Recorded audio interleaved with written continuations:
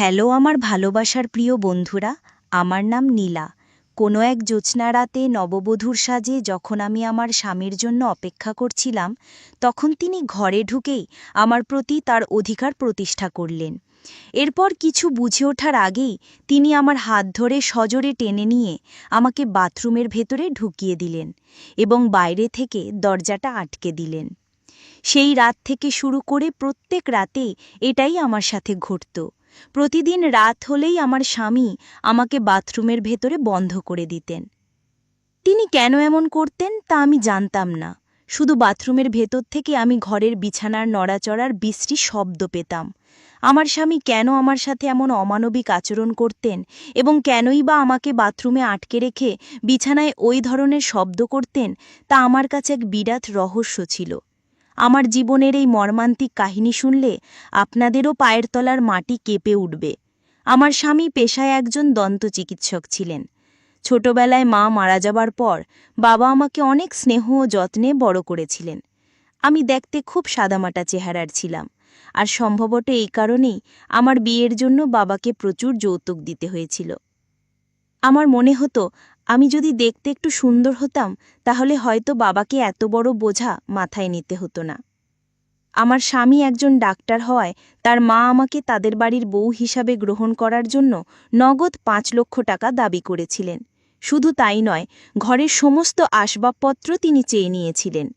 যেদিন আমার শাশুড়ি ও আমার স্বামী আমাকে দেখতে এসেছিলেন, সেদিন আমার শাশুড়ি আমার বাবার কাছে পরিষ্কারভাবে সব দাবি খুলে বলেছিলেন যে নগদ ৫ লক্ষ টাকা, ১০ ভরি সোনার গয়না এবং বাড়ির সমস্ত আসবাবপত্র দিতে হবে। আমার বাবা একজন ডাক্তার জামাই পেয়ে আমার সুখের কথা ভেবে সেই বিপুল পরিমাণ যৌতুক দিতে রাজি হয়ে গিয়েছিলেন। বাবা ভেবেছিলেন এত কিছু দিয়ে বিয়ে দিলে আমি হয়তো শ্বশুরবাড়িতে সুখে শান্তিতে থাকতে পারব। বিয়ের পর যখন শ্বশুরবাড়িতে এলাম, তখন আমার শাশুড়ি আমাকে খুব আদর যত্ন করলেন এবং অনেক ভালোবাসা দেখালেন। আমি যখন মাথায় ঘোমটা দিয়ে নিজের ঘরে বিছানায় বসেছিলাম, তার কিছুক্ষণ পরেই আমার স্বামী ঘরে প্রবেশ করলেন। আমি স্বপ্নেও ভাবতে পারিনি যে আমার জীবনের সবচেয়ে সুন্দর রাতটা এমন ভয়ঙ্কর হবে। বিয়ের পরদিন সকাল থেকেই আমার জীবনের সব কিছু ওলটপালট হয়ে যায়। পরদিন সকালে আমার স্বামী ঘর থেকে বেরিয়ে তার মাকে চিৎকার করে বলতে লাগলেন, মা, তুমি এটা কেমন মেয়ের সাথে আমার বিয়ে দিয়েছ? এই মেয়ে নিশ্চয়ই চরিত্রহীন, না হলে সে কেন নিজেকে বাথরুমের মধ্যে সারা রাত ধরে বন্ধ করে রাখবে? তার চিৎকারে আমিও ঘর থেকে বেরিয়ে এসেছিলাম। আমাকে দেখামাত্র আমার স্বামী তার মাকে বললেন, মা, তোমার পছন্দের গুণবতী বৌমাকে জিজ্ঞেস করো সে কেন কাল রাতে নিজেকে বাথরুমের মধ্যে আটকে রেখেছিল, কেন সে আমার থেকে দূরে থাকতে চেয়েছিল। এর একটাই মানে হতে পারে যে তার অন্য কোনো পুরুষের সাথে অবৈধ সম্পর্ক রয়েছে। স্বামীর মুখে এমন জঘন্য কথাবার্তা শুনে আমার মাথায় যেন আকাশ ভেঙে পড়ল। এরপর আমার শাশুড়ি তার ছেলের সব কথা শোনার পর রাগে চিৎকার করে আঙুল দেখিয়ে বললেন, থাম, অনেক হয়েছে তোর আবোল তাবোল কথা। সকাল থেকে আমি তোর মুখে নীলার নামে এইসব উল্টাপাল্টা কথা শুনে যাচ্ছি। কি মতলব তোর? কেন তুই এমন করছিস? আমার শাশুড়ি তার ছেলের কথা একদম বিশ্বাস করতে রাজি হচ্ছিলেন না। আমি তখন স্বামীর ভিত্তিহীন অভিযোগে জর্জরিত হয়ে শাশুড়ির হাত ধরে কেঁদে বলেছিলাম, মা, আমি কিচ্ছু জানি না। আপনার ছেলে কেন আমার নামে এসব মিথ্যে কথা ছড়াচ্ছে? আসল সত্যিটা হলো কাল রাতে আপনার ছেলেই আমাকে জোর করে সারা রাত বাথরুমের ভেতরে আটকে রেখেছিল। আমি অনেক কান্নাকাটি করার পরেও সে আমাকে বের করেনি। আমার মুখ থেকে সবকিছু শোনার পর আমার শাশুড়ি তার ছেলেকে কঠোরভাবে হুঁশিয়ারি দিয়ে বললেন সে যেন ভবিষ্যতে আমার সাথে আর কোনোদিন এমন খারাপ ব্যবহার না করে। কিন্তু আমার স্বামী তখন কান্নার অভিনয় করে তার মাকে বললেন, মা, এই মেয়েটা সবে একদিন হলো এই বাড়িতে এসেছে, আর তুমি নিজের ছেলের কথা কি অবিশ্বাস করেই অচেনা মেয়েটার কথা বিশ্বাস করছো? তুমিও কিন্তু একদিনের জন্য খুব পস্তাবে মা। সে তার মাকেও কটু কথা বলতে ছাড়ল না এবং রাগ দেখিয়ে বাড়ি থেকে বেরিয়ে গেল।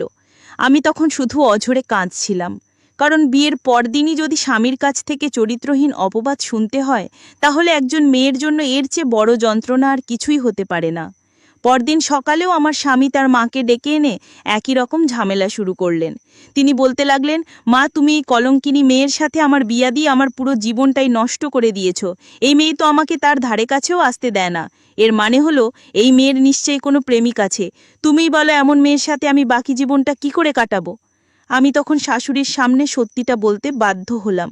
আমি শাশুড়িকে জানালাম কিভাবে তার ছেলে আমার সাথে নিজের প্রয়োজন মেটানোর পর আমাকে বাথরুমের ভেতরে বন্ধ করে দিয়েছিল। আমার স্বামী তখন তার মাকে বললেন, মা দেখতে পাচ্ছ ও কত বড় মিথ্যেবাদী। আমি যদি ওকে ভালোবাসতাম বা আদর করতাম তাহলে ওকে কেন বাথরুমের ভেতরে আটকে রাখবো? আমি তোর কাছে যেতে চাই, কিন্তু ওই তো নিজে থেকে আমার কাছে আসার আগেই বাথরুমের ভেতরে ঢুকে বসে থাকে। এখন তুমিই ভেবে দেখো যে মিথ্যে কথাটা কে বলছে। আমার শাশুড়ি সবকিছু শোনার পর রাগে তার ছেলের গালে সজোরে এক থাপ্পড় মেরে বললেন, তুই বৌমার সাথে এত ঝামেলা করছিস কেন? তোর সমস্যাটা কি? তুই তো নিজে পছন্দ করেই ওকে বিয়ে করেছিস। আমার স্বামী তখন তার মাকে বললেন, আমি এই মেয়েকে পছন্দ করে বিয়ে করিনি, শুধু তোমার কথাই বিয়ে করেছি, কারণ এই মেয়েটাকে তোমার খুব পছন্দ ছিল। যাই হোক, আমি এই চরিত্রহীন আর কলঙ্কিনী মেয়ের সাথে সংসার করতে পারবো না। ওকে প্রমাণ দিতে হবে যে ও চরিত্রহীন নয় এবং ও একজন কুমারী মেয়ে। যেদিন ও আমাকে প্রমাণ দিতে পারবে সেদিন থেকেই আমি ওকে নিজের স্ত্রী বলে মেনে নেব। এই বলে আমার স্বামী বাড়ি থেকে বেরিয়ে গেলেন। আমি তখন নিজের ঘরে এসে বাবাকে ফোন করে জানালাম যে আমার শ্বশুরবাড়িতে কোনো কিছুই ঠিক নেই এবং আমার স্বামী আমাকে সন্দেহ করছেন। আমার ওপর এত বেশি অত্যাচার করা হচ্ছিল যে ওই কথাগুলো বাবাকে না জানালে আমার আর কোনো উপায় ছিল না।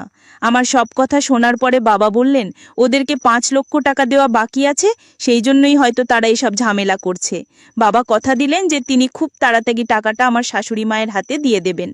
আমি যখন নিজের মন খারাপ করে বাবার সঙ্গে ফোনে কথা বলছিলাম, তখন পেছন দিক থেকে হঠাৎ করে আমার শাশুড়ি আমার হাত থেকে ফোনটা নিয়ে আমার বাবাকে বলেন, বেয়াই মশাই, আপনি একদম চিন্তা করবেন না, আমি আছি আপনার মেয়ের সঙ্গে। আমি তোর মায়ের মতোই, এখন নীলা আমার বাড়ির বৌমা, তাই আপনি একদম চিন্তা করবেন না, আমি সব কিছু ঠিক করে দেব। তারপর আমার শাশুড়ি আমাকে বোঝালেন যে প্রত্যেকটা ব্যাপারে বাবাকে ফোন করলে তার চিন্তা বাড়বে। তিনি আমাকে আশ্বাস দিলেন যে তিনি তার ছেলেকে সঠিক পথে নিয়ে আসবেন।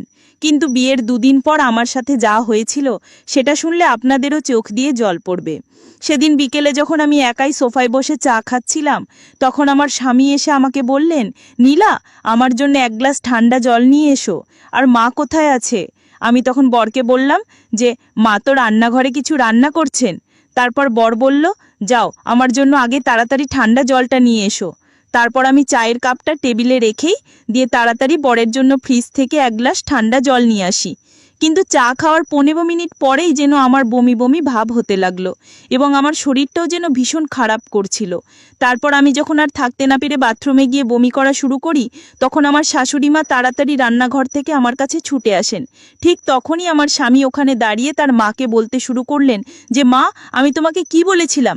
এই মেয়েটা কলঙ্কিনী, এই মেয়ে নিশ্চয়ই গর্ভবতী আছে এবং তার পেটে নিশ্চয়ই তার প্রেমিকেরই বাচ্চা আছে, না হলে সেইভাবে হঠাৎ করে কেন বমি করবে? তখনও কিন্তু আমার শাশুড়ি আমার পক্ষে এই কথা বলেছিলেন এবং তার ছেলেকে বলেছিলেন এসব ফালতু কথা না বলে এখন তাড়াতাড়ি পাশের বাড়ি ডাক্তার বৌদিকে ডেকে নিয়ে আসতে। ওদিকে আমার শরীর এতটাই খারাপ করছিল যে আমি তো কোনো কথা বলতেও পারছিলাম না এবং ওই সময় আমি বেহুশ হয়ে গিয়েছিলাম।